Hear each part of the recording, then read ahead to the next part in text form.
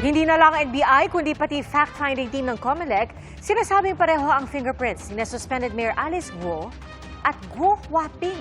Kaya sabi po ng COMELEC, posibleng maharap si Guo sa mga kasong misrepresentation at perjury. Pero abogado ni Guo tinawag na premature o masyado pang maaga para sa kanyang hakbang. Saksi, si Maki Pulido. Pare-pareho at iisang tao lamang ang may-ari ng mga fingerprints na ito. Tulad ng resulta ng investigasyon ng NBI, lumabas sa investigasyon ng fact-finding team ng COMELEC, iisang tao sina Guo Huaping at Alice Leal Guo sa pagsusuri sa mga fingerprints sa Voters Registration Certificate of Candidacy at nung bumoto si Alice Guo noong 2022 at 2023, lumabas na pareho ang mga fingerprints sa NBI clearance na nakapangalan kay Alice Guo at sa alien registration card ng Bureau of Immigration na nakapangalan kay Guo Huaping. Dahil nagsinungaling umano ang alkalde, inirekomenda ng COMELEC Legal Department sa COMELEC on Bank ang paghain ng kasong misrepresentation, isang kasong kriminal dahil sa paglabag sa Omnibus Election Code.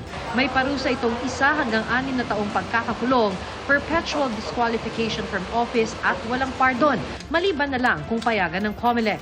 Kung sakali may filing na information, kaagad yun may warrant of arrest yun sapagkat kasong kriminal po yan. Maaring lumabas ang desisyon ng COMELEC on Bank sa susunod na linggo. Kung aprubahan, ifa-file ang reklamo sa Tarlac Regional Trial Court. Maaari rin daw humarap si Guo sa kasong perjury. Lesson din po ito sa lahat na hindi porket wala magpa-file sa inyo ng disqualification o cancellation ng candidacy, hindi tayo pwede magsinungaling sa ating Certificate of Candidacy sapagkat yan po ay pwede kayong habulin ng kasong kriminal. Premature o masyadong maaga ang mga aksyong ito, sabi ni Stephen David, abogado ni Mayor Guo.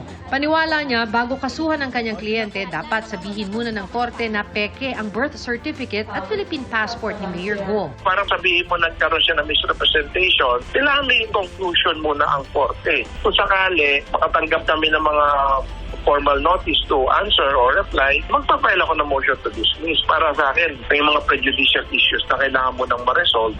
Premature din daw ang quo warranto petition na inihain ng Solicitor General na layo namang ipawalang bisa ang proklamasyon kay Guo bilang mayor. Well, pag natanggap namin yan, sa ngayon kasi wala pa kami official communication. Siyempre, magpa-file ako ng motion to dismiss. Parang premature pa rin yung kanilang filing. Ayon kay David, nasa Pilipinas si Guo.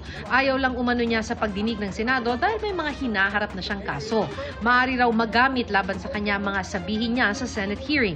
Tinutuntun pa rin siya ng PNP. The challenge definitely is may mga resources itong mga taong hinahanap po natin. At ang tao kapag gusto po talagang magtago ay gagawa ng mga paraan at gagamit ng kanilang mga resources to elude arrest. At that is expected from mga nagwahanap na tao. But on the part of the PNP, we're taking this as a challenge. Para sa GMA Integrated News, Maki Pulido ang inyong saksi.